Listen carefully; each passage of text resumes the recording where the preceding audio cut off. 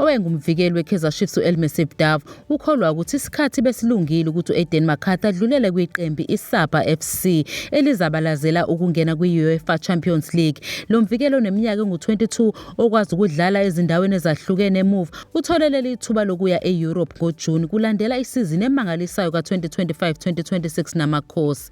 UMcCarthy uzisungule njengomdlali obalulekile eqembini lapho edlale khona imidlalo engu-29 kuyona yonke imiqhudelwano kuhlanganise nemidlalo ye-CAF Confederations Cup lapho avalele khona igoli elilodwa. Ukubaluleka kwakhe kuleli qembu kusizwe ukuhamba kukaDove owayakodlala i-Iraq kanye nokulimala kwabavikeli okubalwa kubuRashid Dodley, uGavin Msimangu kanye noZitha Gweneka. Lokhu kube yigxathu elikhulu kuMcCarthy obekade edlale umdlalo owodwa kuphela esigabeni esiphezulu ngesizini engaphambili.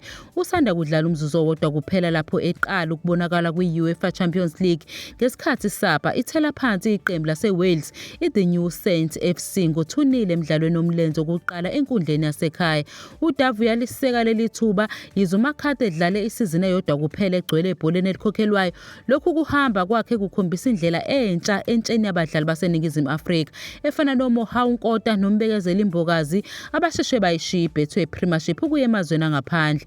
Ekhumbula uhambo lukaMcCarthy, uDove uthe ube nezingxoxo ezakhayo nalo mdlalo osemncane ubona ukuthi amava awathole edlala isizini egcwele kwi-Kaizer Chiefs amlungiselele kahle kakhulu lesi sigaba esilandelayo okuyinto ezomsiza ukuba khule njengomdlali nanjengomuntu endaweni entsha nendlela ehlukile yebhola. uMcCarthy useke wadlala kahle izikhathi ezingu-5 kwiBafana Bafana ngesikhathi seCOSAFA Cup ka-2025 nakube engakakwazi ukungena kwiqembu lokuqala elikhulu elisanda kuqopha umlando ngokufika komkhumula jezi kwi-FIFA World Cup ka-2026 eqhubekayo eNorth America. uDove uzwakalisa ukuzethemba okukhulu ngekusasa likaMcCarthy wagcizelela ukuthi ukwesekwa okukhulu akuthola kuyise owayengumdlali webhola uFabian McCarthy kubaluleke kakhulu. uDove ukholelwa ukuthi lolu usizo lomndeni luzokwenza lo mvikeli aqhubeke nokuholwa ngendlela efanele.